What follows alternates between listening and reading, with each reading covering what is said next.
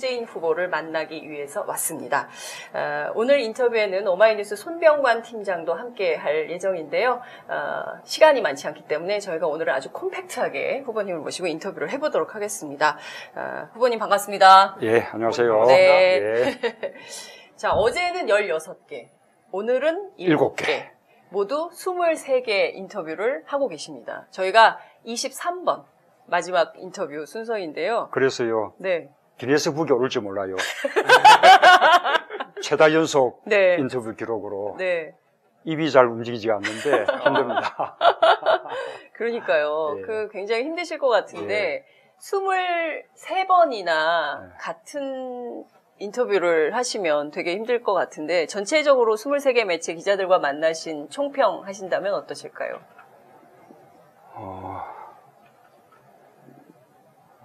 어쨌든 그 가운데 이제 새로운 질문들도 있긴 하지만 네. 또 많은 질문들이 공통되거든요. 그런데 같은 질문을 거듭 받으면 네. 가면 갈수록 대답하기가 힘든 거예요. 질문하는 사람은 여럿이지만 답변하는 사람은 한 사람이기 때문에 아니 이거 가면 갈수록 답변이 더 이제 네. 정리되고 더 나아질 법한데 네. 그렇지 않더라고요. 그래도 23개 매체를 연거퍼서 기네스북에 오를 만큼 이렇게 열정적으로 매체들과 사실 이 매체들과 만나는 것이 사실은 국민들과 만나는 것이기도 하니까요. 저는 좋은 기회라고 생각을 합니다. 저희에게 배당된 시간이 20분밖에 안 돼요. 그래서 오늘은 정말 현안 위주로 콤팩트하게 질문을 좀 드리도록 하겠습니다. 오늘 아침 오후에 논평도 내셨는데요. 어찌됐든 지금 4월 한반도 위기설이 계속 돌고 있습니다. 이른바 북폭설인데요. 미국의 시리아 공습 이후에 다음 차례는 북한이다. 이런 위기론이 나옵니다. 자금의 사태를 좀 어떻게 보고 계시는지요? 저는 미국이 여러 가지 이제 옵션들을 다 이야기하면서 그 가운데 선제 공격 이런 이야기도 하고 있는데 네.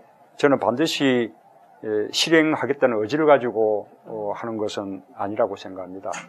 한편으로는 북한을 압박해서 북한을 핵 폐기를 논의하는 그런 협상 테이블로 끌어내기 위한 그런 목적도 있을 수 있고 또 북한이 6차 핵실험을 하려는 네. 그런 징후들을 보이고 있기 때문에 그 부분을 압박해서 막으려는 그런 의도도 가지고 있다고 생각합니다. 저는 미국이 북한에 대한 선제 공격을 쉽게 결행을 할 것이라고 그렇게 생각하지 않습니다.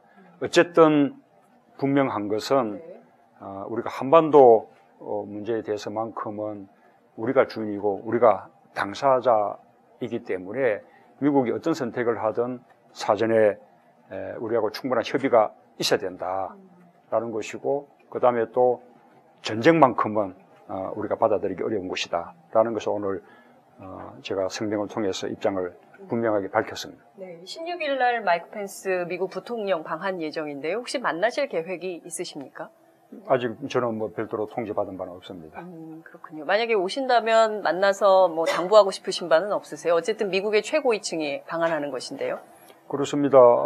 지금 한미 이 동맹에 대해서는 우리 외교의 근간이고 우리 안보의 근간이죠. 우리가 북한과 이런 적대적인 대치 상황이 계속되고 또 북한 핵이 위협이 되고 있는 이런 상황 속에서는 우리가 한미 동맹을 더 굳건하게 가는 길로 가지 않을 수가 없는데 그 점에 대해서는 우리의 이해와 미국의 이해가 일치한다고 생각합니다. 네. 북핵의 폐기에 대해서도 우리의 입장과 미국 입장이 마찬가지고요. 그런 문제를 놓고 미국의 어떤 정상들과 네. 좀 긴밀하게 격이 없는 그런 대화를 나누고 싶습니다. 네. 최근 발표된 여론조사 추이를 살펴보면 안철수 후보와 동률이거나 혹은 오차범위 안에서 초박빙 접전 양상을 보이고 있습니다. 초반 판세는 대세론이었는데 이것이 D-29일 앞으로 다가오면서 변화하는 여론 추세를 보이고 있습니다. 이유가 어디에 있다고 생각하십니까? 뭐 제가 얘기했던 대세론도 저 문재인 개인이 대세라는 것이 아니라 어떤 정권 교체에 대한 국민들의 염원이 대세라는 것이죠. 저는 그 점은 지금도 전혀 변함이 없다고 생각합니다. 결국 선거는 정권 교체 후보냐 또는 정권 연장 후보냐, 그리고 이 정권 교체를 바라는 촛불 민심이냐 또는 정권 연장을 바라는 부패 기득권 세력이냐, 이 대결 구도가 될 것이라고 봅니다. 지금 이제 그 대결 구도가 만들어지고 있는 것이죠. 그러나 그 전까지는 이 안철수 대표가 서 있는 위치는 다르지만 함께 정권 교체를 위해서 노력하는 그런 입장에 있는 것으로 국민들로부터 인식돼 왔었기 때문에 지금 정권 연장 세력을 대리하는 그런 지금 위치로 옮겨간 것 아니겠습니까? 여기에서 많은 이제 혼동이 있을 수 있다고 보고요. 이 대결 구도가 앞으로 가면 갈수록 더 분명해질 것이라고 생각하고, 그렇게 되면 국민들의 선택도 더더욱 분명해질 것이라고 저는 확신합니다. 제가 바로 질문 드릴게요. 안철수 후보하고는 두 분이 사실 2012년에 같이 이제 정치를 대비해가지고 이제 5년을 하셨고, 같은 당에 몸담았던 기간도 한 2년 가까이 되더라고요. 그렇게 했는데, 이 안 후보가 어떤 적폐 세력으로 보이는 그런 사람들로부터 지지를 받는다는 그런 얘기는 하셨는데, 두 분이 이렇게 지금 외나무 다리에서 대결을 하는 과정에서 좀 솔직한 얘기를 듣고 싶어요. 안 후보가 만약에 대통령이 될 경우에 어떤 미래가 펼쳐질 것인지, 자기는 문 후보께서는 어떻게 이런 것들을 보시는지, 좀 이런 것들이요. 어쨌든 분명한 것은 과거에 저와 안철수 대표가 생각이 다 같지 않았지만, 그러나 새로운 정치를 바라고 또 정권 교체를 위해서 노력하는 그런 관계인 것으로 지금까지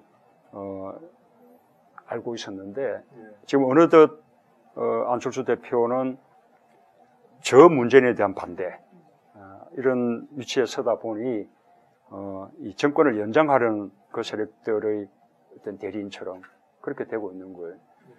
그 정권 연장 세력들이 자신들의 후보로서는 도저히 가능성이 없으니 안철수 후보를 대리인으로 삼아서 정권 연장을 꾀하고 복권을 꾀하고 있는 그런 상황인 것이죠.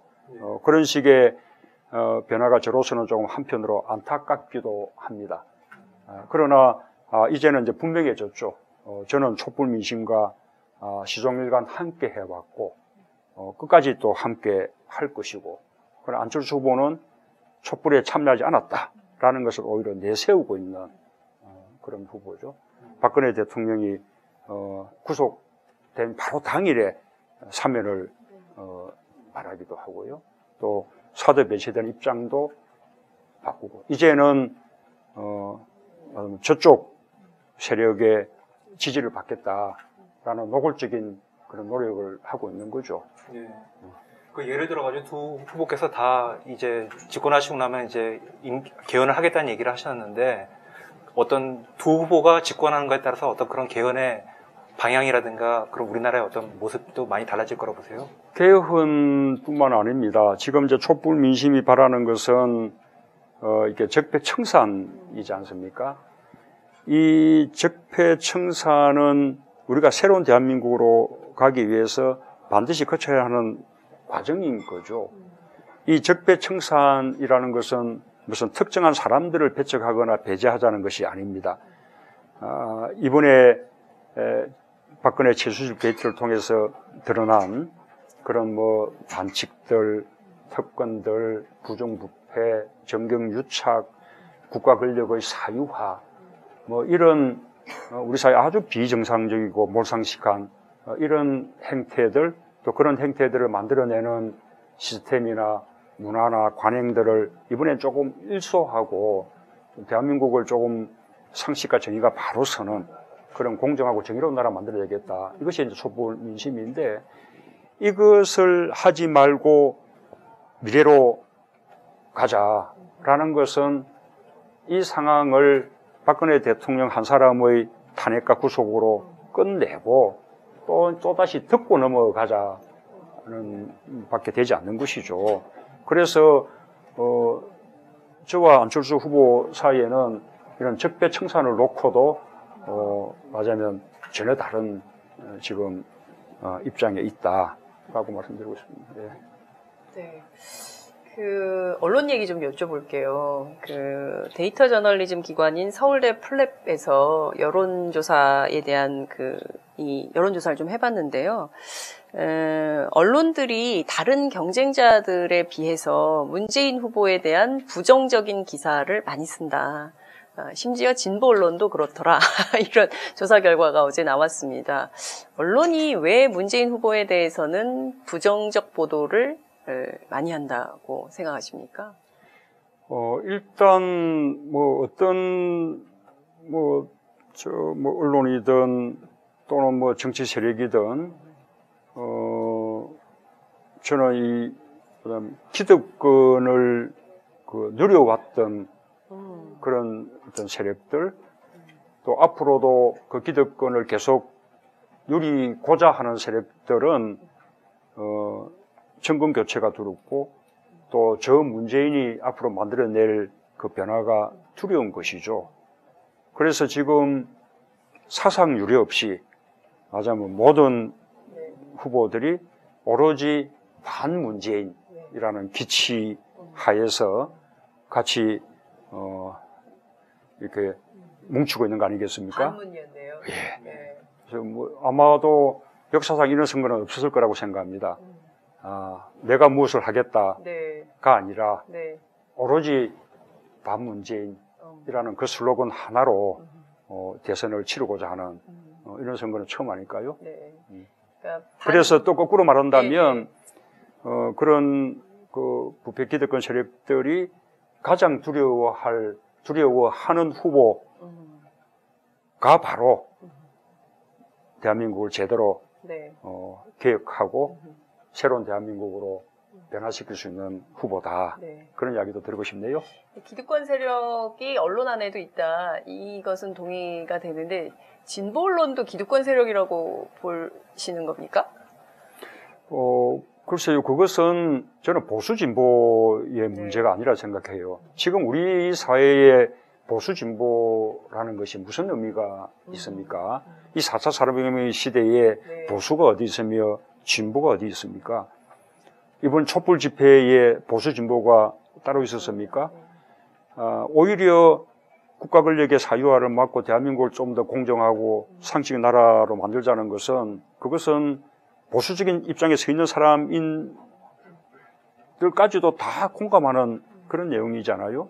우리가 보수 진보를 나누면서 생각이 다른 사람들을 좌파다, 종북이다 이런 식으로 편가르고 적대하고 심지어는 블랙리스트로도 탄압하고 이런 것은 그동안 정권 연장을 쭉 꿰어온 그 기득권 세력들이 이 정권 연장을 위해서 해왔던 하나의 못된 버릇인 것이죠.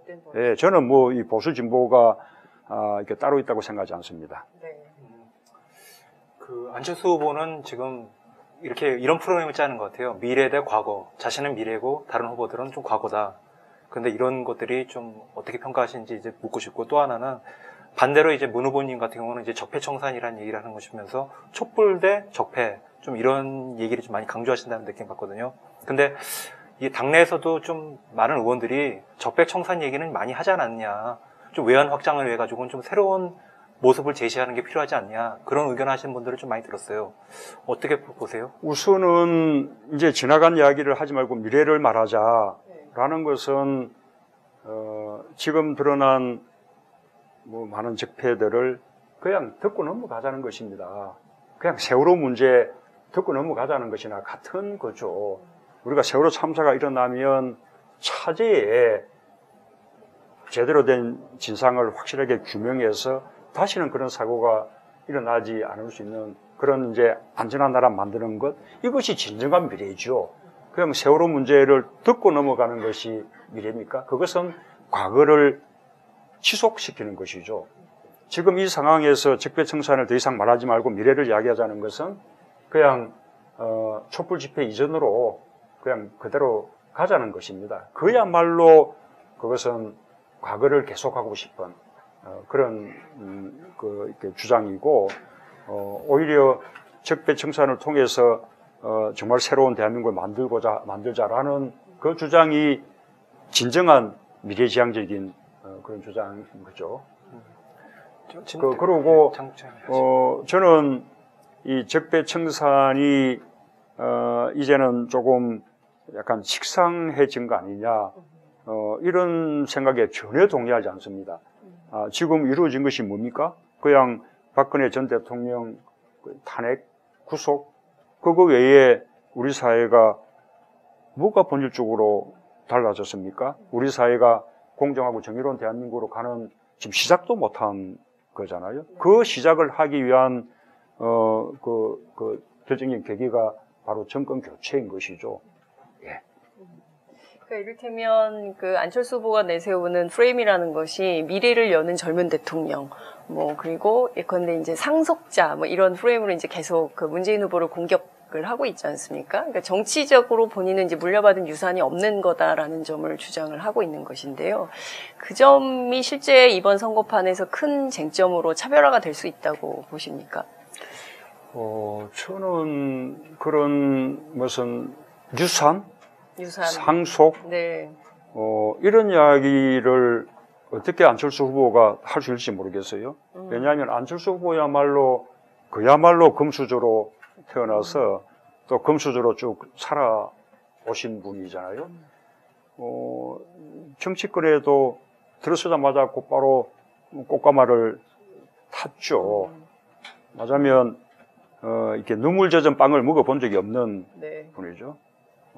그런 서민으로서 삶을 살고 또 인권 변호사를 통해서 서민들의 고통을 함께 공감하는 그런 후보가 바로 저 문재인이라면 안철수 후보는 그분의 품성이었다 하든 그분이 어떤 선한 의지를 가졌던 그런 부분을 제대로 알 수 없는 아까 말씀드린 바와 같이 눈물 젖은 빵을 먹어본 경험이 없는 분. 네.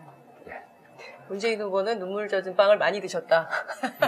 예, 눈물 젖은 고구마와 함께. 고구마와 함께 사이다도 드셔야 되는데. 연정 좀 여쭤볼게요.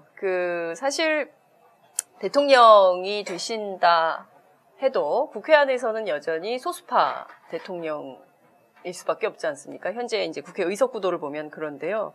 예컨대 그 소수파 한계를 돌파하기 위한 연정에 대한 나름의 어떤 계획을 갖고 계신지 좀 궁금합니다. 그러니까 그 광주 전남 언론인 포럼 토론에서 정권 교체 대의에 함께하는 모든 정당 사람이라면 다 함께할 수 있다 이런 말씀 주셨는데요. 거기에 해당하는 정당이 어디고 몇 자리 장관을 어떻게 나눌 수 있다 이런 것까지 혹시 생각을 하고 계신지요?